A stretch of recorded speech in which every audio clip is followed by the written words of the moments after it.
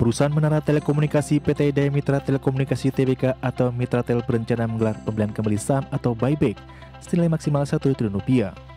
VP Investor Relation Mitratel Andi Setiawan menjelaskan, buyback saham ditargetkan mencapai hingga 4,12% dari modal ditempatkan dan store penuh perseroan. Dan yang disiapkan tidak termasuk biaya komisi broker maupun biaya lain terkait pelaksanaan. Rencana ini masih menunggu persetujuan pemegang saham dalam LPSLB.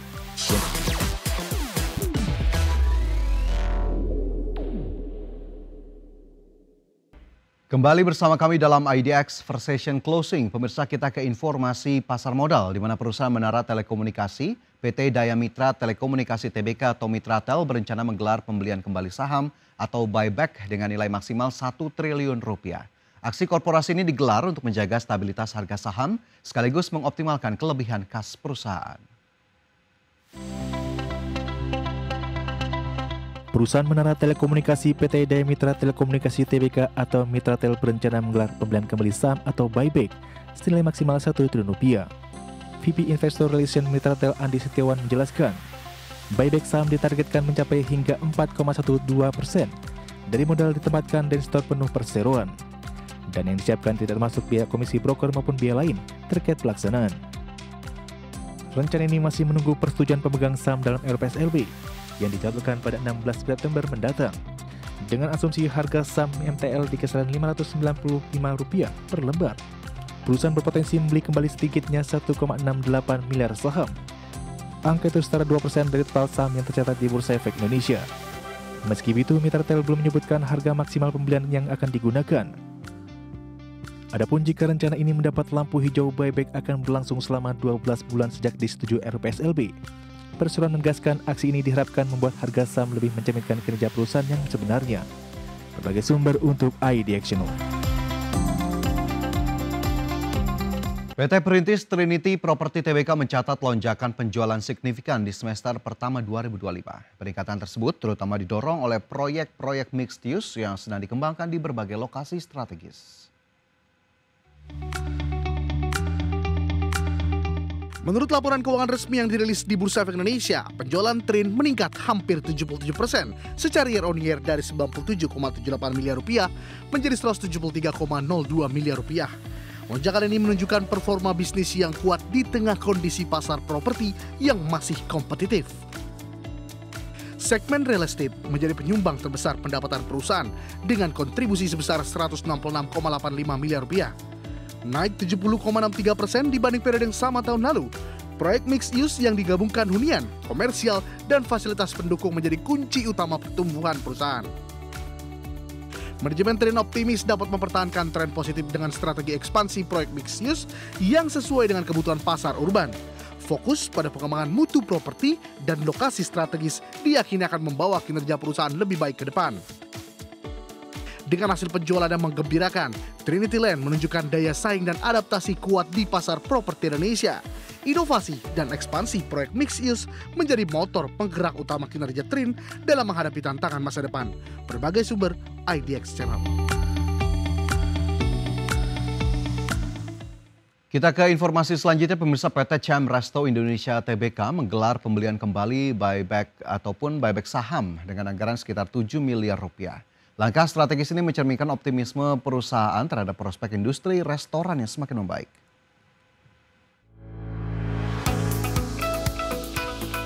Buyback saham berlangsung dari tanggal 13 Agustus hingga 7 November 2025 sebagai bentuk komitmen perusahaan untuk meningkatkan kinerja fundamental dan memberikan nilai lebih bagi pemegang saham. Perseroan menegaskan bahwa buyback ini adalah langkah strategis jangka panjang yang mendukung pertumbuhan perusahaan. Selain buyback, CRI Group juga terus melakukan ekspansi outlet dan mengoptimalkan aplikasi digital untuk meningkatkan pelayanan dan efisiensi operasional. Strategi ini diharapkan mampu mendorong pendapatan dan keuntungan di tengah pemulihan sektor restoran di Indonesia. Menurut data Badan Pusat Statistik, produk domestik bruto Indonesia tumbuh 5,12% pada semester pertama 2025, sementara inflasi terkendali di 5,12%. Kondisi ekonomi yang stabil menjadi dasar optimisme CAM Resto Indonesia Group bahwa industri restoran akan mengalami peningkatan kinerja dan permintaan. Dengan dukungan strategi korporasi dan kondisi ekonomi yang semakin kondusif, CAM Resto percaya diri meraih pertumbuhan positif di industri restoran. Buyback saham menjadi bukti komitmen perusahaan kepada para pemegang saham. Berbagai sumber IDX Channel.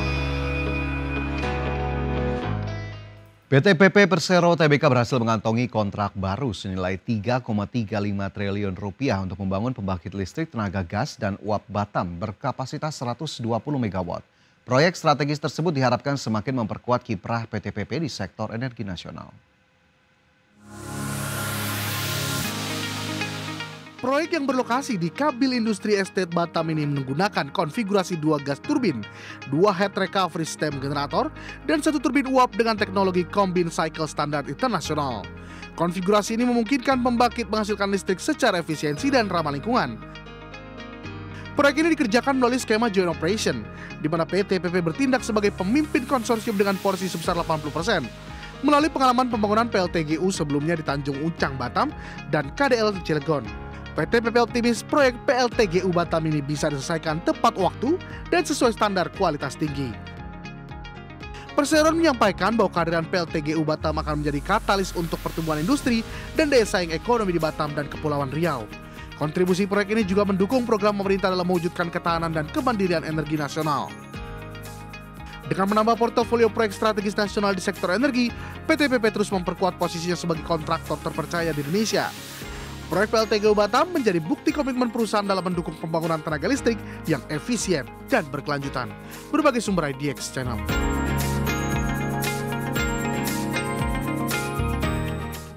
Ya, kita ke indeks harga saham gabungan pemirsa, di mana hingga perdagangan sesi pertama IHSG ditutup menguat 0,18% melanjutkan penguatan yang tercatat pada perdagangan Senin, di mana IHSG kembali bergerak di level 7.940 menguat 0,18%.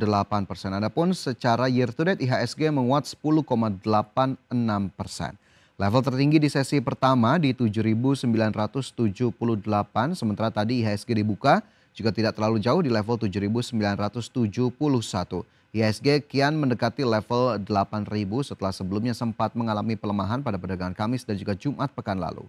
Nilai transaksi mencapai 11,07 triliun rupiah, 331 saham menguat, 354 saham melemah, dan 270 saham bergerak stagnan. Dan kita cermati lebih lanjut bagaimana kemudian pergerakan sejumlah saham yang masuk dalam kategori top gainers. Saham-saham yang mendukung penguatan IHSG diantaranya ada BRMS yang naik 5,97% ke Rp515. Toba naik 8,3% ke 1.240. DSSA masih melanjutkan penguatan naik 9,8% ke 87.700 dan BBKP naik 4,71% ke Rp89. Sementara top losers ada BBCA yang melemah 1,47% ke 8.350, PANI melemah 6,24% ke 15.025, Astra Internasional terkoreksi 2,61% ke 5.600 dan WIRG turun 7,14% ke level Rp208 per saham. Dan dari sisi sektoral terpantau industri memimpin penguatan kenaikan 1,97%, energi naik 1,33%, properti melemah 0,75%, konsumsi primer melemah 0,38%.